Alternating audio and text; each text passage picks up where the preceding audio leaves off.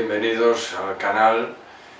Nos alegramos mucho de las 56.000 visitas que tenemos, de los 260 suscriptores, estamos encantados. Y ahora le abrimos una nueva puerta a la filosofía y hoy sobre todo queríamos hablar de la neuropsicopedagogía, fundada por, aquí tenéis los autores, Frederic Pérez Álvarez, del Hospital Universitario de Girona, y Carme Timoneda Gallá, de la Universidad de Girona, del Departamento de Pedagogía. Estos autores escribieron el libro que se llama Neuropsicología, y el subtítulo, que quizá es lo más importante y que nos va a dar muchas pistas: Cognición, emoción y conducta. Bien, ¿en qué se basan estos autores? Estos autores parten de un modelo de intervención que se llama modelo humanista estratégico, para explicar la cognición, la emoción y la conducta. ¿Y para qué nos va a servir este modelo? Nos va a servir para intervenir en distintos ámbitos. Uno de ellos va a ser la intervención en el aprendizaje.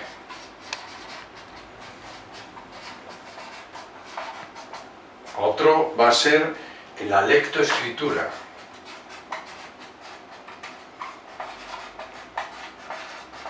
Otro va a ser en el fracaso escolar, que yo nunca le llamaré fracaso escolar, le llamaré siempre bajo rendimiento educativo. Los alumnos a los 15 años, como sabéis, no pueden ser unos fracasados, sino que por diversas causas sociales, culturales, pedagógicas, de aprendizaje, etc., tienen un bajo rendimiento educativo. También la intervención en las conductas antisociales.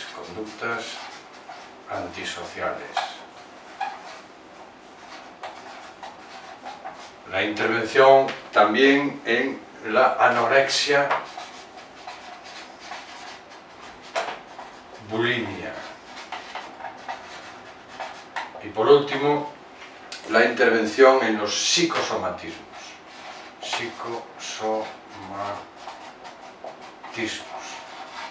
Como veis, este modelo, esta intervención nos va a actuar sobre aprendizaje, lectoescritura, bajo rendimiento educativo, llamado fracaso escolar o mal llamado fracaso escolar, conductas antisociales, anorexia, bulimia y psicosomatismos. Para eso va a intervenir a través de, mediante la inteligencia, basado en la teoría PAS, que luego veremos de qué va, y basado también en las emociones, en la teoría del procesamiento de las emociones, y también en algo muy importante, en la teoría de los comportamientos enmascaradores.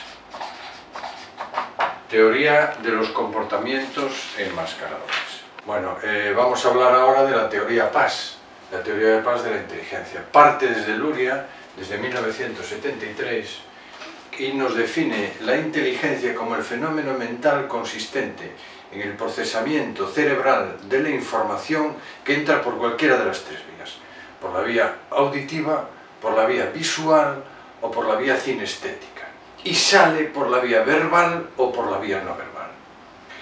Esto nos va a dar, dentro de la inteligencia nos va a dar un perfil cognitivo. Y de aquí vienen los acrónimos de PAS. PAS sería, la P sería planificación, la atención, la S simultáneo y la S secuencial. Planificación, atención, simultáneo y secuencial. La teoría de los comportamientos enmascaradores, como vemos a continuación, nos configura una vivencia emocional a lo largo de nuestras etapas de desarrollo. ¿Y de qué podemos hablar? Podemos hablar del autoconcepto, autoestima y autovaloración.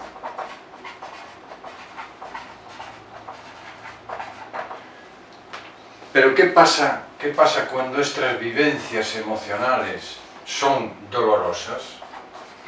Cuando aparece el dolor emocional, estas vivencias emocionales desencadenan o son los factores causales precipitantes de la aparición de una serie de conductas de defensa analgésicas que nos protegen nuestra propia identidad personal. ¿Y de dónde vienen? Esto es importante, vienen del inconsciente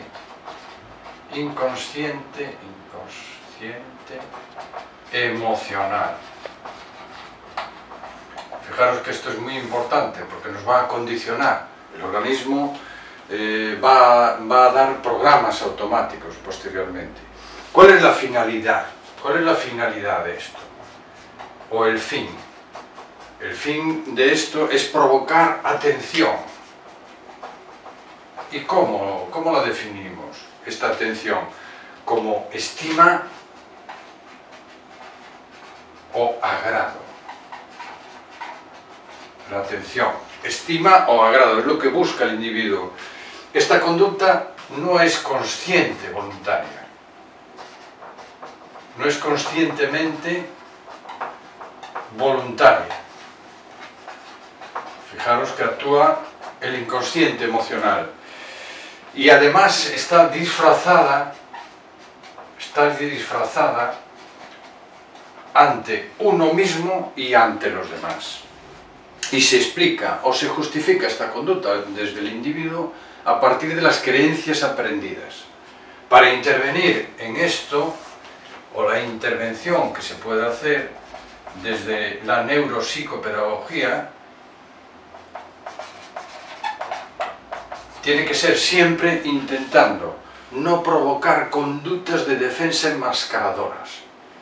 ¿Y cómo? A través de la visión o del entendimiento o del procesamiento nuestro del lenguaje corporal del individuo, de la persona. Ahora hablamos de cognición. Habíamos comentado que viene a través de la teoría PAS de la inteligencia. Teoría PAS, repasamos los acrónimos: planificación, atención, secuencial y simultáneo. Y nos dice, a lo largo de nuestra historia, desde que yo soy pedagogo, hemos aplicado baterías estandarizadas de test que nos daban un perfil del alumno, ¿no? Nos dice, la nueva teoría nos dice que estas pruebas estandarizadas, bueno, pues hay que ponerlas entre comillas. Que sin embargo, lo importante no es el estado estático de la inteligencia, sino que lo importante es que la inteligencia desde este punto de vista, desde esta teoría, es dinámica.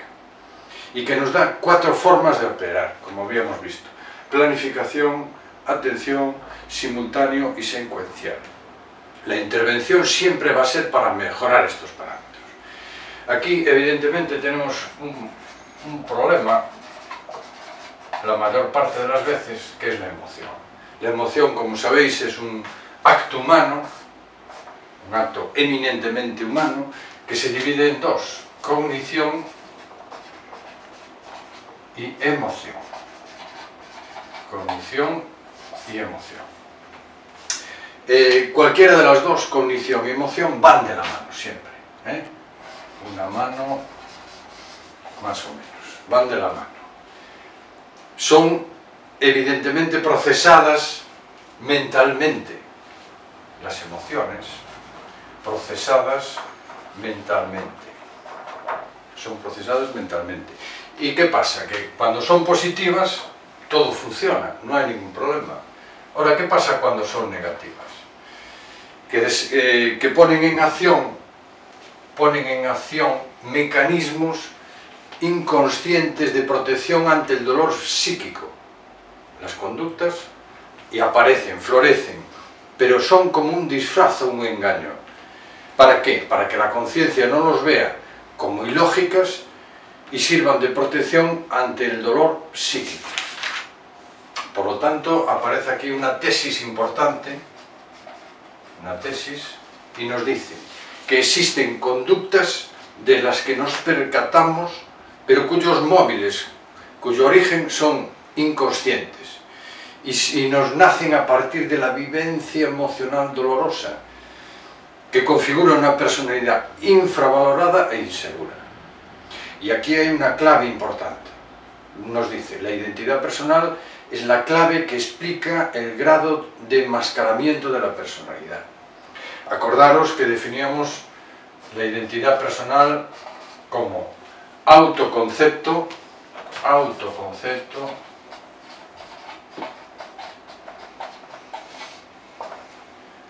autovaloración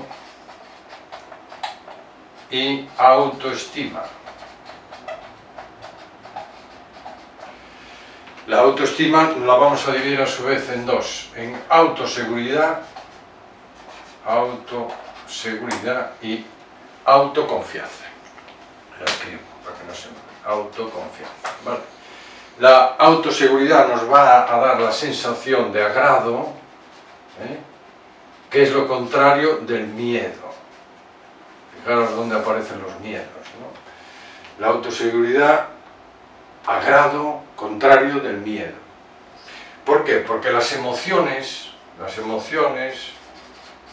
nos van desde lo positivo a lo negativo, desde el placer hasta el dolor, con una escala muy clara, ¿no? Y la elaboración cognitiva de esa emoción siempre se supedita al sentir emocional. Por eso aparecen conductas que responden a programas automáticos. ¿Con qué? Con la finalidad de proteger del dolor o de nuestro malestar emocional. Y ponen en acción mecanismos biológicos para protegernos del sufrimiento. Mecanismos biológicos. Aquí hay clara relación con los psicosomatismos, ¿no? Las conductas, ¿a qué se ajustan? Se ajustan a explicaciones, argumentos racionales que sirven de base a los saberes aprendidos y nos aparecen como lógicas. Pero ¿qué pasa? Que funcionan como un disfraz enmascarador que nos engaña involuntariamente a nosotros mismos y a los demás. ¿Por qué? Porque aparece el inconsciente. ¿El dolor qué pasa con este dolor que habíamos hablado?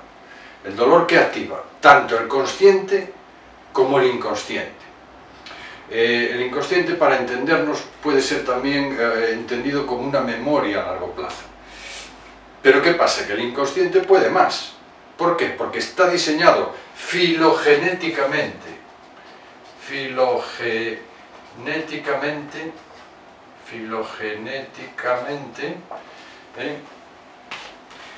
desde el principio de la existencia de la vida. ¿Para qué? Para garantizar nuestra propia supervivencia como individuos.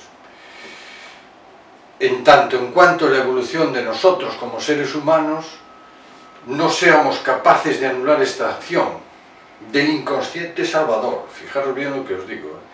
Es tan importante esta defensa, esta actuación del inconsciente, que no podría ser asignado a un consciente. Bastante limitado, como sabemos, en nuestra rapidez y respuesta de funcionamiento.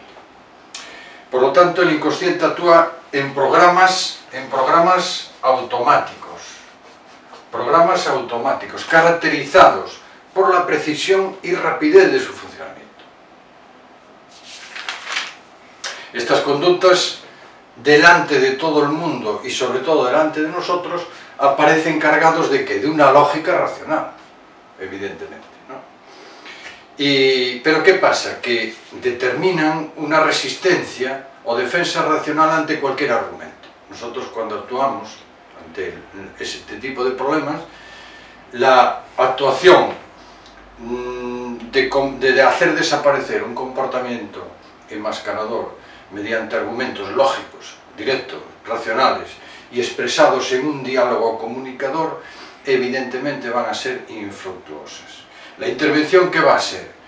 Requiere primero un diagnóstico e intervención basado en la comunicación indirecta que sortee los mecanismos de defensa y que se pueda establecer un diálogo comunicador sin estar mediatizados por el estado emocional o afectivo. El diálogo, ¿a dónde va a estar dirigido?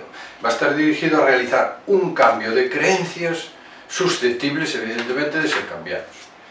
Y ahí llegamos a la definición de conducta. Continuamos con conducta.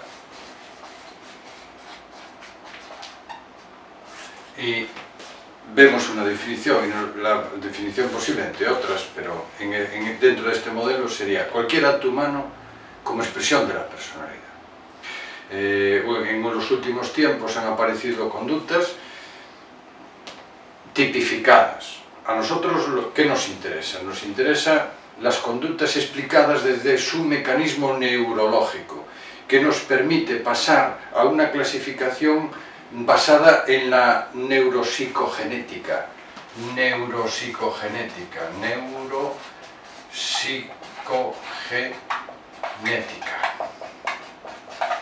que nos da y nos busca una clasificación mucho más precisa. ¿Para qué? Para explicar sus causas primeras. Esto a mí me recuerda a Aristóteles, ¿no? Como sabéis en nuestros vídeos. Las conductas, evidentemente, ¿cómo pueden ser? Pueden ser verbales o no verbales. Verbales o no verbales. Las verbales van a tener un lenguaje que a su vez va a tener un componente gestual. Fijaros bien, las verbales no son solo verbales, sino que además expresamos, fijaros cómo lo hago yo, expresamos un lenguaje gestual, un componente gestual, y que nos parten de un estado emocional,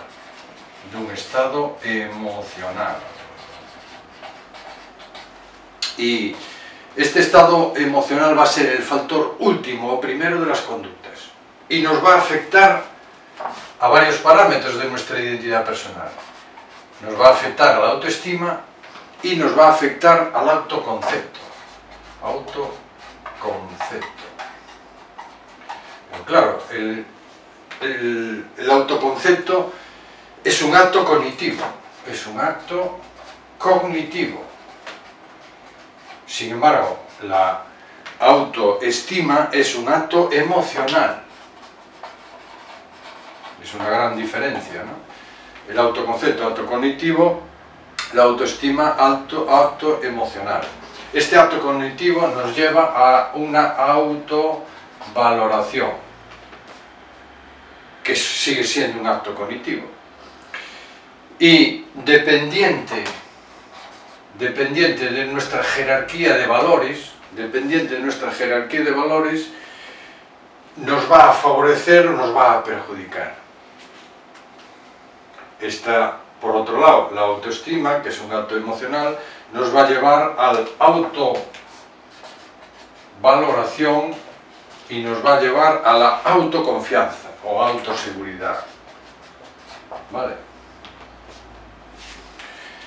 Bien, todo esto nos configura, como habíamos visto, la identidad personal, que la definíamos como autoconcepto, y dentro de ello teníamos la autoseguridad y la autoconfianza.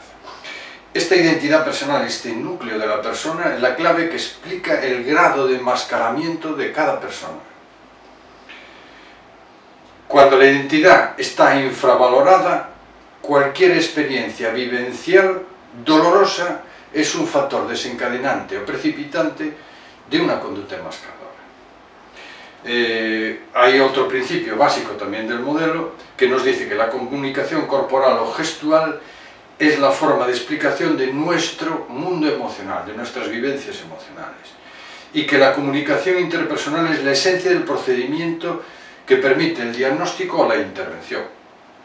El acto comunicador va a ser el lenguaje corporal, la comunicación corporal, y la resolución o la intervención se basa en la intervención mediante el cambio, si es posible, de creencias. La comunicación lingüística que tenemos dentro del lenguaje verbal va a ser fruto de un acto consciente. Sin embargo, la comunicación gestual, cuando es origen o consecuencia de una vivencia emocional dolorosa, alimenta la actuación de los programas automáticos. Pero ¿qué pasa? Que es verdaderamente veraz y coherente. ¿Con qué? Con nuestro estado emocional. Otro principio básico de este modelo va a ser que hay que saber interpretar la comunicación gestual y transmitirla nosotros mismos a nuestro interlocutor a base de una comunicación gestual, de forma que no hagamos disparar inmediatamente las conductas enmascaradoras. Evidentemente, como el título, como os decía al principio, esto se llama neuropsicopedagogía, la acción epistemológica, acordaros también de este concepto filosófico básico, ¿no? La actuación epistemológica de varias ciencias nos dan un todo mucho más completo, y en este caso la aportación de la neurología, de la psicología y de la pedagogía nos hacen actuar coherentemente mediante equipos y mediante una palabra que es importante, que es la multidisciplinariedad. Este modelo tiene una prueba para aplicar que se llama DNCAS, que ya hablaremos de ella, mediante la cual podemos medir digamos, los procesos cognitivos, y nos da un perfil cognitivo, tanto de planificación, de atención, simultáneo y secuencial. Hasta aquí la primera parte del vídeo, continuaremos en próximos vídeos. Muchas gracias por vuestro interés, muchas gracias por vuestros comentarios, estamos abiertos a cualquier aportación que nos hagáis llegar y esperamos que esta nueva serie de vídeos de neuropsicopedagogía os guste. Muchas gracias y un saludo a todos.